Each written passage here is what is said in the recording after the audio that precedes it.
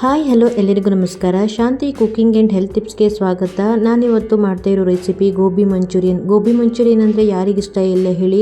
ಬನ್ನಿ, ಹಾಗಿದ್ರೆ ತುಂಬಾ ಸುಲಭವಾಗಿ ಮನೆಯಲ್ಲಿನೇ ಗೋಬಿ ಮಂಚೂರಿಯನ್ನ ಹೇಗೆ ಮಾಡ್ಕೊಳ್ಬೋದು ಅಂತ ತೋರಿಸ್ಕೊಡ್ತಾ ಇದ್ದೀನಿ. ಅದಕ್ಕಿಂತ ಮೊದಲು ಯಾರೆಲ್ಲ ನಮ್ಮ ಚಾನಲ್ನ ನೋಡ್ತಾ ಇದ್ದೀರಾ, ಪ್ಲೀಸ್ ಲೈಕ್ ಆ್ಯಂಡ್ ಸಬ್ಸ್ಕ್ರೈಬ್ ಮಾಡಿ ಆ್ಯಂಡ್ ಸಪೋರ್ಟ್ ಮಾಡಿ. ಮೊದಲಿಗೆ ನಾನಿಲ್ಲಿ ಹೂಕೋಸನ್ನು ಈ ರೀತಿಯಾಗಿ ಸಣ್ಣದಾಗಿ ಕಟ್ ಮಾಡಿ ಇಟ್ಕೊಂಡಿದ್ದೀನಿ. ನಂತರ ಉಗುರು ಬೆಚ್ಚಗಿನ ನೀರಿಗೆ 1/4 ಸ್ಪೂನ್ ಆಗುವಷ್ಟು ಉಪ್ಪು ಮತ್ತು 1/4 ಸ್ಪೂನ್ ಆಗುವಷ್ಟು ಅರಿಶಿನ ಪೌಡ್ರನ್ನು ಸೇರಿಸ್ಕೊಂಡು ಕಟ್ ಮಾಡಿ ಇಟ್ಕೊಂಡಿರುವಂತಹ ಗೋಬಿನ ಸೇರಿಸ್ಕೊಳ್ತಾ ಇದ್ದೀನಿ. ಹೀಗೆ ಗೋಬಿನ ಸೇರಿಸ್ಕೊಳ್ಳೋದ್ರಿಂದ ಅದರಲ್ಲಿರುವ ಕ್ರಿಮಿ ಎಲ್ಲ ಹೊರಗಡೆ ಬರುತ್ತೆ. ಒಂದು 10 ನಿಮಿಷ ಇದನ್ನು ಇವಾಗ ಆ ನೀರಲ್ಲಿ ನೆನೆಯೋಕ್ಕೆ ಬಿಡ್ತಾ ಇದ್ದೀನಿ.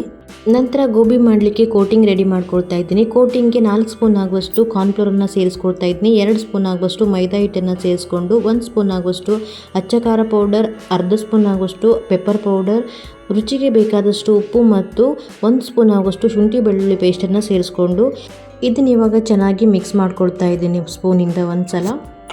ನೀವು ಎಷ್ಟು ಗೋಬಿ ಮಂಚೂರಿಯನ್ನು ಮಾಡ್ತೀರೋ ಅದಕ್ಕೆ ತಕ್ಕ ಹಾಗೆ ಹಿಟ್ಟನ್ನು ಸೇರಿಸ್ಕೊಳ್ಳಿ. ಹಿಟ್ಟನ್ನು ಮಿಕ್ಸ್ ಮಾಡ್ಕೊಂಡ ನಂತರ ಇವಾಗ ಇದಕ್ಕೆ ಸ್ವಲ್ಪನೇ ನೀರನ್ನು ಸೇರಿಸ್ಕೊಂಡು ಚೆನ್ನಾಗಿ ವಿಸ್ಕಿಂದ ಒಂದು ಸಲ ಚೆನ್ನಾಗಿ ಮಿಕ್ಸ್ ಮಾಡ್ಕೊಳ್ತಾ ಇದ್ದೀನಿ. ಗೋಬಿ ಕೋಟಿಂಗ್ಗೆ ಮುಖ್ಯವಾಗಿ ಹಿಟ್ಟು ತುಂಬಾ ಗಟ್ಟಿಯಾಗಿಯೂ ಇರಬಾರ್ದು, ಹಾಗೆ ತುಂಬ ತೆಳುವಾಗಿಯೂ ಇರಬಾರ್ದು, ಮೀಡಿಯಮ್ ಆಗಿ ಇರಬೇಕು. ಕೋಟಿಂಗ್ ಕರೆಕ್ಟಾಗಿತ್ತು ಅಂದರೆ ಗೋಬಿ ಫ್ರೈ ಮಾಡ್ಕೊಂಡಾವಾಗ ಮೇಲ್ಗಡೆಯಿಂದ ಕ್ರಿಸ್ಪಿಯಾಗಿ ಒಳಗಡೆ ಸಾಫ್ಟಾಗಿ ಚೆನ್ನಾಗಿರುತ್ತೆ. ಇವಾಗ ಇದಕ್ಕೆ ಸ್ವಲ್ಪ ಹಿಟ್ಟು ತೆಳು ಅನ್ನಿಸ್ತಾ ಇದೆ. ಮತ್ತೆ 1-2 ಸ್ಪೂನ್ ಆಗುವಷ್ಟು ಕಾರ್ನ್ಫ್ಲೋರನ್ನು ನಾನು ಸೇರಿಸ್ಕೊಳ್ತಾ ಇದ್ದೀನಿ. ನೋಡಿ, ಇವಾಗ ಕರೆಕ್ಟಾಗಿದೆ ಹಿಟ್ಟು. ಇದಕ್ಕೆ ಇವಾಗ ಬಿಸಿನೀರಿಂದ ತೆಗೆದಿಟ್ಕೊಂಡಿರುವಂತಹ ಹೂಕೋಸನ್ನು ಸೇರಿಸ್ಕೊಳ್ತಾ ಇದ್ದೀನಿ. ಹೂಕೋಸನ್ನು ಸೇರಿಸ್ಕೊಂಡ ನಂತರ ಕೈಯಿಂದ ಒಮ್ಮೆ ಹಿಟ್ಟು ಎಲ್ಲ ಕಡೆ ಹೊಂದಿಕೊಳ್ಳೋ ಹಾಗೆ ಚೆನ್ನಾಗಿ ಮಿಕ್ಸ್ ಮಾಡ್ಕೊಳ್ತಾ ಇದ್ದೀನಿ. ನಿಮಗೆ ಟೈಮ್ ಇತ್ತು ಅಂದರೆ ಒಂದು ಅರ್ಧ ಗಂಟೆ ಬಿಡಿ, ಇಲ್ಲ ಅಂತಂದರೆ ಡೈರೆಕ್ಟಾಗಿ ಸಹಿತ ನಾವು ಗೋಬಿನ ಎಣ್ಣೆಗೆ ಹಾಕ್ಕೊಳ್ಬೋದು.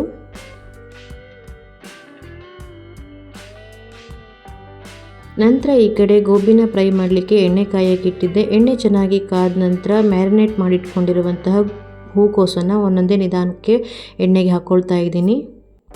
ಎಲ್ಲವನ್ನು ಸೇರಿಸ್ಕೊಂಡ ನಂತರ ಗ್ಯಾಸನ್ನು ಹೈ ಫ್ಲೇಮಲ್ಲಿ ಇಟ್ಕೊಳ್ಳೋಕೆ ಹೋಗಬಾರ್ದು, ಮೀಡಿಯಮ್ ಫ್ಲೇಮಲ್ಲಿ ಇಟ್ಕೊಂಡು ಸುಮಾರು ಒಂದು 5 ನಿಮಿಷ ಇದನ್ನು ನಾವು ಫ್ರೈ ಮಾಡ್ಕೊಳ್ಬೇಕು. ಗ್ಯಾಸನ್ನು ಹೈ ಫ್ಲೇಮಲ್ಲಿ ಇಟ್ಕೊಂಡ್ವಿ ಅಂತಂದರೆ ಒಂದೇ ಸಲಕ್ಕೆ ಸೀದೋಗಿಬಿಡುತ್ತೆ, ಮಧ್ಯದಲ್ಲಿ ಬೆಂದಿರಲ್ಲ. ಅದಕ್ಕೋಸ್ಕರ ಗ್ಯಾಸನ್ನು ಮೀಡಿಯಮ್ ಫ್ಲೇಮಲ್ಲಿಟ್ಟು ಸುಮಾರು ಒಂದು 5 ನಿಮಿಷ ನಾವು ಇದನ್ನು ಸಣ್ಣ ಉರಿಲಿ ಬೇಯಿಸ್ಕೊಳ್ಬೇಕು. ಚೆನ್ನಾಗಿ ಎರಡೂ ಕಡೆಯಲ್ಲೂ ಫ್ರೈ ಆದ ನಂತರ ನಾನು ಇವಾಗ ಇದನ್ನು ಎಣ್ಣೆಯಿಂದ ತೆಗಿತಾ ಇದ್ದೀನಿ. ಹಾಗೆ ಅದೇ ರೀತಿ ನೆಕ್ಸ್ಟ್ ಬ್ಯಾಚನ್ನು ಸಹಿತ ಎಣ್ಣೆಯಲ್ಲಿ ಚೆನ್ನಾಗಿ ಫ್ರೈ ಮಾಡಿಕೊಂಡು ಸೈಡಲ್ಲಿ ಎತ್ತಿಟ್ಕೊಳ್ತಾ ಇದ್ದೀನಿ. ನಂತರ ಒಂದು ಪ್ಯಾನ್ಗೆ 2 ಸ್ಪೂನ್ ಆಗುವಷ್ಟು ಎಣ್ಣೆನ ಸೇರಿಸ್ಕೊಂಡು ಎಣ್ಣೆ ಕಾದ ನಂತರ ಸಣ್ಣದಾಗಿ ಕಟ್ ಮಾಡಿಟ್ಕೊಂಡಿರುವಂತಹ ಶುಂಠಿ ಮತ್ತು ಬೆಳ್ಳುಳ್ಳಿನ ಸೇರಿಸ್ಕೊಳ್ತಾ ಇದ್ದೀನಿ. ಅದೇ ರೀತಿ ಸಣ್ಣದಾಗಿ ಕಟ್ ಮಾಡಿಟ್ಕೊಂಡಿರುವಂತಹ ಈರುಳ್ಳಿ ಮತ್ತು ಹಸಿಮೆಣಸಿನಕಾಯಿಯನ್ನು ಸೇರಿಸ್ಕೊಂಡು ಇದನ್ನು 1-2 ನಿಮಿಷ ಚೆನ್ನಾಗಿ ಫ್ರೈ ಮಾಡ್ಕೊಳ್ಬೇಕು. ಈರುಳ್ಳಿ ಎಲ್ಲ ಸ್ವಲ್ಪ ಕಲರ್ ಚೇಂಜ್ ಆಗಬೇಕು, ಅಲ್ಲಿವರೆಗೂ ಇದನ್ನು ಚೆನ್ನಾಗಿ ಫ್ರೈ ಮಾಡ್ಕೊಳ್ಳಿ. ನಂತರ ಇದಕ್ಕೆ ನಾನು 2 ಸ್ಪೂನ್ ಆಗುವಷ್ಟು ಸೋಯಾ ಸಾಸ್, 1 ಸ್ಪೂನ್ ಆಗುವಷ್ಟು ರೆಡ್ ಚಿಲ್ಲಿ ಸಾಸ್ ಹಾಗೂ 2 ಸ್ಪೂನ್ ಆಗುವಷ್ಟು ಟೊಮೊಟೊ ಕೆಚಪನ್ನು ಸೇರಿಸ್ಕೊಂಡು ಒಮ್ಮೆ ಚೆನ್ನಾಗಿ ಮಿಕ್ಸ್ ಮಾಡ್ಕೊಳ್ತಾ ಇದ್ದೀನಿ.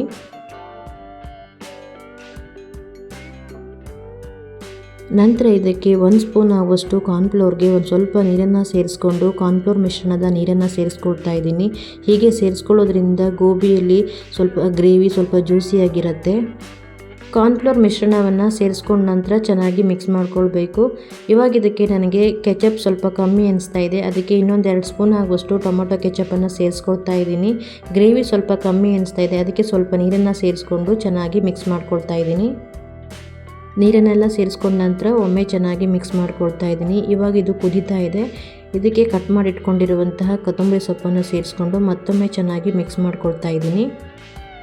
ನಂತರ ಇದಕ್ಕೆ ಫ್ರೈ ಮಾಡಿ ಇಟ್ಕೊಂಡಿರುವಂತಹ ಡ್ರೈ ಗೋಬಿ ಎಲ್ಲ ಸೇರಿಸ್ಕೊಳ್ತಾ ಇದ್ದೀನಿ. ಡ್ರೈ ಗೋಬಿನ ಸೇರಿಸ್ಕೊಂಡ ನಂತರ ಗ್ರೇವಿಯೊಂದಿಗೆ ಗೋಬಿ ಎಲ್ಲ ಚೆನ್ನಾಗಿ ಹೊಂದ್ಕೊಳ್ಳೋ ಹಾಗೆ ಚೆನ್ನಾಗಿ ಮಿಕ್ಸ್ ಮಾಡ್ಕೊಳ್ಬೇಕು. ನೋಡಿದ್ರಲ್ವ, ತುಂಬಾ ಸುಲಭವಾಗಿ ಗೋಬಿ ಮಂಚೂರಿಯನ್ನು ನಾವು ಹೇಗೆ ಮಾಡ್ಕೊಳ್ಬೋದು ಅಂತ ಹೇಳಿ.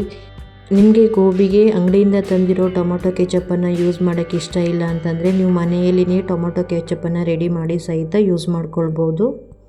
ನೋಡಿದ್ರಲ್ವ, ಹೊರಗಡೆ ಹೋಟೆಲ್ಗಳಲ್ಲಿ ಸಿಗುವಷ್ಟೇ ರುಚಿಯಾಗಿ ಗೋಬಿ ಮಂಚೂರಿಯನ್ನು ನಾವು ಮನೆಯಲ್ಲಿಯೇ ಹೇಗೆ ಮಾಡ್ಕೊಳ್ಬೋದು ಅಂತ ಹೇಳಿ. ನಿಜವಾಗ್ಲೂ ಗೋಬಿ ಅಂತೂ ಮೇಲ್ಗಡೆಯಿಂದ ಕ್ರಿಸ್ಪಿಯಾಗಿ ಒಳಗಡೆ ಸಾಫ್ಟಾಗಿ ತುಂಬಾ ಚೆನ್ನಾಗಿತ್ತು ತಿನ್ನಕ್ಕಂತೂ. ನಾವು ಹೊರಗಡೆಯಿಂದ ಗೋಬಿ ತರೋದ್ರ ಬದಲು ಈ ರೀತಿಯಾಗಿ ಮನೆಯಲ್ಲಿಯೇ ನಾವೇ ಮಾಡ್ಕೊಂಡು ತಿಂತಾಯಿದ್ರೆ ತಿನ್ನೋಕ್ಕೆ ತುಂಬಾ ಚೆನ್ನಾಗಿರುತ್ತೆ ಹಾಗೂ ಹೆಲ್ದಿಯಾಗಿಯೂ ಕೂಡ ಇರುತ್ತೆ. ಕೊನೆಯಲ್ಲಿ ಇದಕ್ಕೆ ಮೇಲ್ಗಡೆಯಿಂದ ಸ್ವಲ್ಪ ಕಟ್ ಮಾಡಿದ ಕೊತ್ತಂಬರಿ ಸೊಪ್ಪನ್ನು ಸೇರಿಸ್ಕೊಳ್ತಾ ಇದ್ದೀನಿ. ಸ್ಪ್ರಿಂಗ್ ಆನಿಯನ್ ಇದ್ದರೆ ಅದನ್ನು ಕೂಡ ಸೇರಿಸ್ಕೊಳ್ಬೋದು. ನನ್ನ ಹತ್ರ ಸ್ಪ್ರಿಂಗ್ ಆನಿಯನ್ ಇರಲಿಲ್ಲ, ಅದಕ್ಕೆ ಕೊತ್ತಂಬರಿ ಸೊಪ್ಪಷ್ಟನ್ನೇ ಸೇರಿಸ್ಕೊಂಡು ಚೆನ್ನಾಗಿ ಮಿಕ್ಸ್ ಮಾಡ್ಕೊಳ್ತಾ ಇದ್ದೀನಿ.